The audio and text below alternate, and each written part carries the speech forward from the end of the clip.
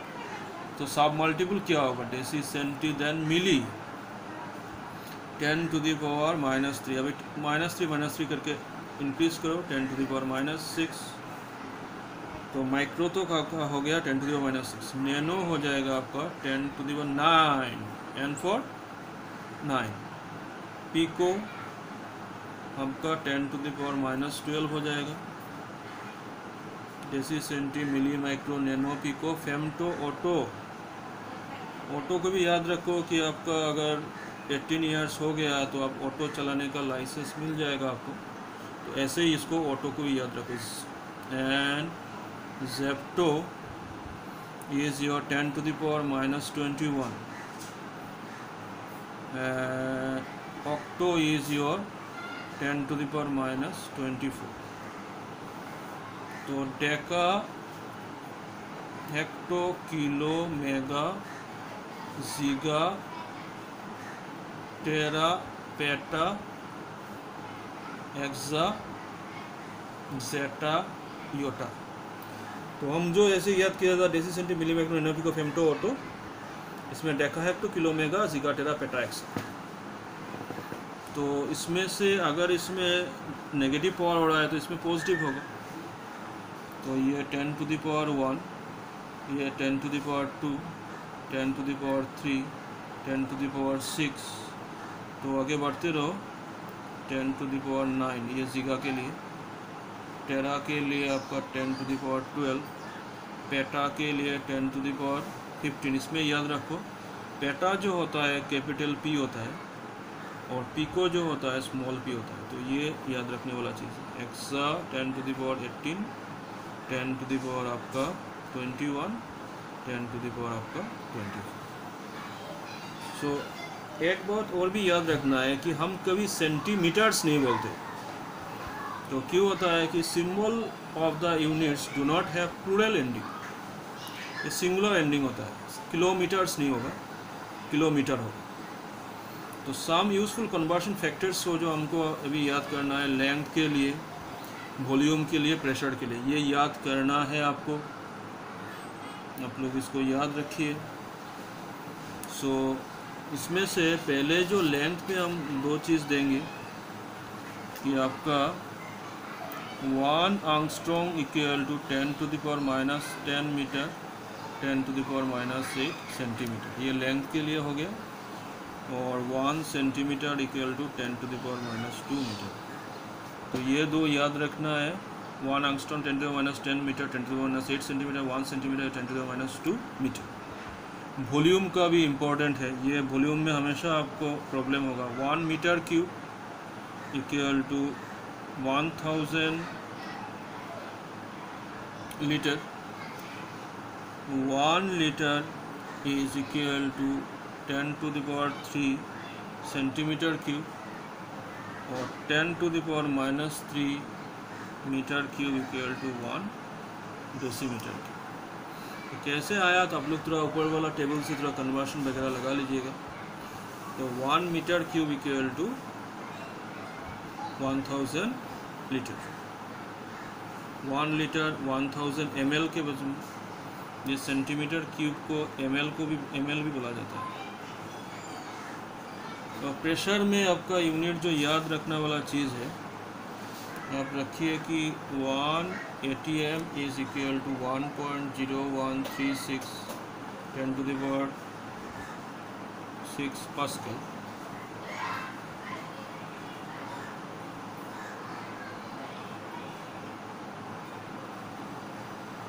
Ten to the power 5 pascal.